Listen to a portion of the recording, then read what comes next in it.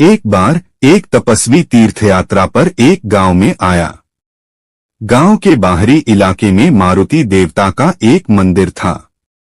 उसने उसी मंदिर में रहने का निश्चय किया।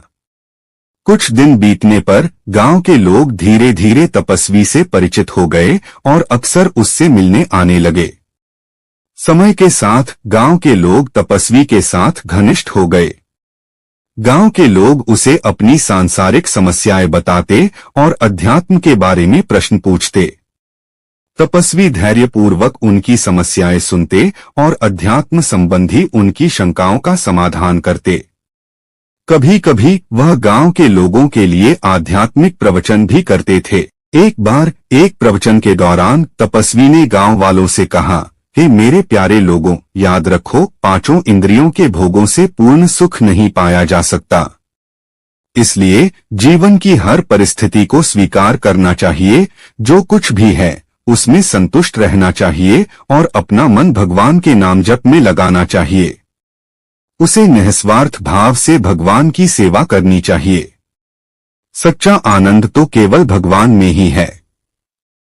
यह सुनकर एक बुजुर्ग ग्रामीण उठ खड़ा हुआ और गुस्से से बोला, ऐसी सलाह देना बहुत आसान है। यह कहना बहुत आसान है कि व्यक्ति को 5 इंद्रियों के पीछे नहीं भागना चाहिए, लेकिन व्यावहारिक रूप से यह संभव नहीं है।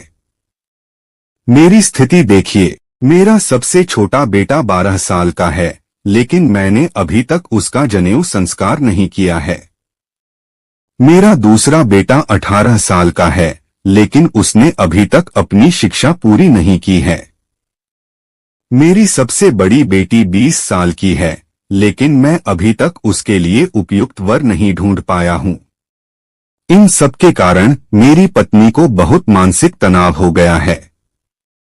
उसे अपना तनाव कम करने के लिए दवाइयां लेनी पड़ती हैं। मेरा वेतन मेरे परिवार की इन सभी जरूरतों को पूरा करने के लिए पर्याप्त नहीं है। ऐसी स्थिति में आप मुझसे यह कैसे उम्मीद कर सकते हैं कि मैं चिंता न करूं? उस व्यक्ति की व्यथा सुनकर तपस्वी मुस्कुराए और बोले, क्या चिंता करने से तुम्हारी समस्याएं हल हो जाती हैं? तुम इतने वर्षों से विभिन्न कारणों से चिंता करते रहे हो, फिर भी चिंता करने से कितनी समस्याएं हल हुई? यह जानते हुए भी हम चिंता करना बंद नहीं करते हैं ना। चिंता करने के बजाय अगर हम जो कुछ भी हमारे पास है उसी में संतुष्ट रहें और अपना मन भगवान के नाम जप में लगाएं, तो हमें इन सभी चिंताओं से मुक्ति का मार्ग अवश्य मिल जाएगा। चूंकि भगवान अत्यंत शक्तिशाली हैं, इसलिए उनके लिए सब कुछ संभव है। इसलिए तुम्हें अपना अधिकतम समय भगवान के नाम जप में लगाना चाहिए। यह सुनकर उस व्यक्ति को अपनी गलती का एहसास हुआ और वह साधु के सामने झुक गया।